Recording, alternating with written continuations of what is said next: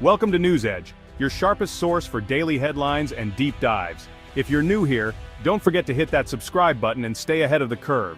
Imagine a vast, sun-scorched desert, hot, dry, and unforgiving. Now picture something extraordinary. A herd of American bison, icons of the grassy plains released into the Chihuahuan Desert in northern Mexico. Just over a decade ago, hundreds of these immense animals were set free here. A bold experiment, a gamble with nature.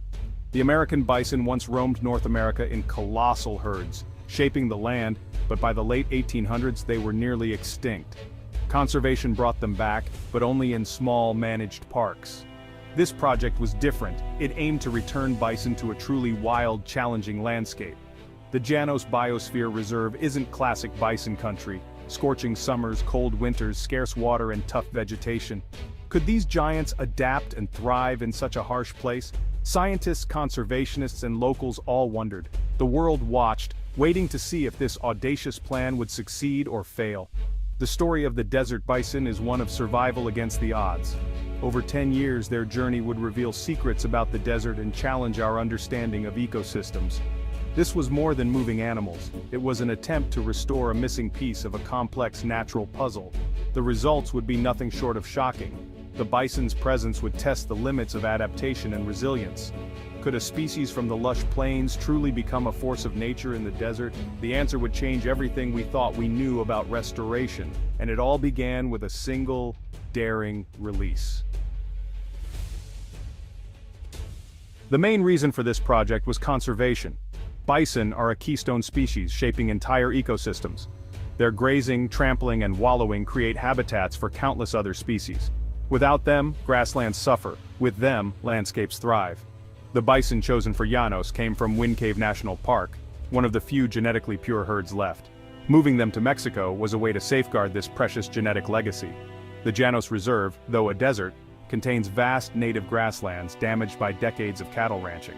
Scientists believed bison could help heal the land. Unlike cattle, bison roam constantly, graze less intensely, and break up hard soil with their hooves.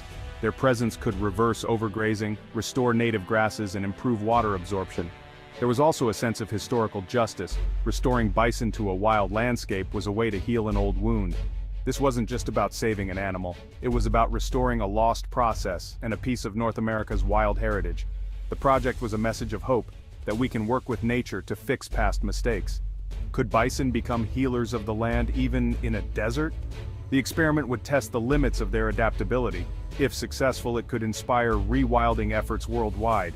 The stakes were high, but the potential rewards were even greater. The desert was about to become a living laboratory, and the world was watching. Scientists were cautiously optimistic, betting on the bison's adaptability. They expected the animals to change their behavior, travel farther for water, eat new plants, and spark positive changes in the ecosystem. Local ranchers, however, were skeptical and worried about competition for grass and water, and the risk to their livelihoods. Some feared the bison would break fences or become dangerous neighbors. Conservation groups saw this as a landmark rewilding effort, hoping it would inspire similar projects globally. Success could prove that large-scale restoration is possible, even in tough environments. But everyone shared a fear. What if the bison couldn't cope? Failure would be a setback for conservation everywhere. As the bison arrived, hope and anxiety mingled under the desert sky. The stakes were high for all involved. The project was more than science. It was a test of trust between people and nature. The outcome would shape the future of rewilding, and the world held its breath.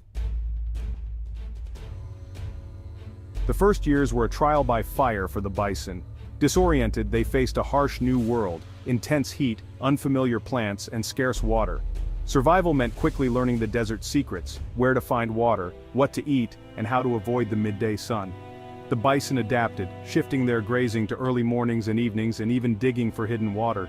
The herd's matriarchs led the way, passing on knowledge to calves born into this new world.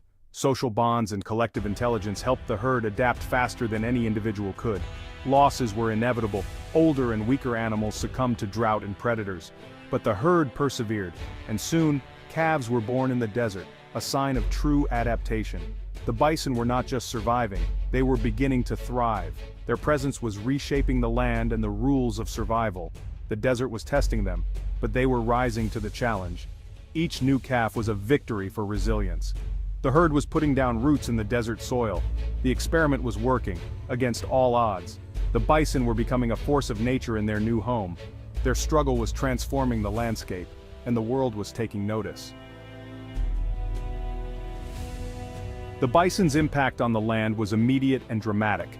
Before their arrival, grasslands were degraded, some overgrazed, others choked with old growth.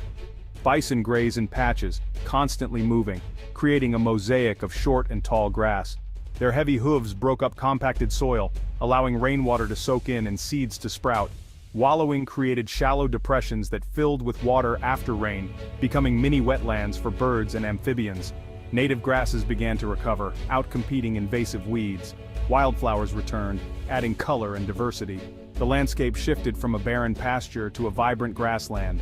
Bison dung enriched the soil, supporting insects like dung beetles, which further improved fertility. The entire nutrient cycle, missing for decades, was restored. The bison were not just taking from the land, they were giving back, rebuilding the ecosystem from the ground up. The desert was coming alive in ways no one expected. The transformation was visible, tangible, and rapid. The bison were true ecosystem engineers. Their presence was healing the land. The desert was beginning to thrive. 10 years later, the grassland's recovery was so dramatic it could be seen from space. Areas with bison were visibly greener and more productive, holding more water and supporting more life. The bison had reversed decades of desertification in just a decade. Their selective grazing allowed wildflowers and other plants to flourish, boosting pollinator populations. The ecosystem became more complex and stable, all thanks to one key species. Below the surface, soil health improved, more carbon was stored, helping fight climate change. The bison's activity pulled carbon from the air and locked it underground. Healthier soil acted like a sponge, soaking up rain and recharging aquifers. Streams and springs flowed more consistently, even during droughts. The bison hadn't brought more rain, but they helped the land capture every drop. The desert was now a carbon sink and a reservoir of life. The transformation was profound and far-reaching. The bison had made the desert resilient. The bison's return triggered a wildlife boom. Grassland birds, once in decline, thrived in the revitalized landscape. Bison wallows became vital stopovers for migrating water birds. Prairie dogs flourished in the short grass areas, expanding their towns and supporting burrowing owls, snakes, and endangered black-footed ferrets. Predators like mountain lions adapted, preying on bison calves and helping maintain a healthy herd. The food web, dormant for a century, was reawakened. Insect populations exploded, feeding lizards, small mammals, and birds.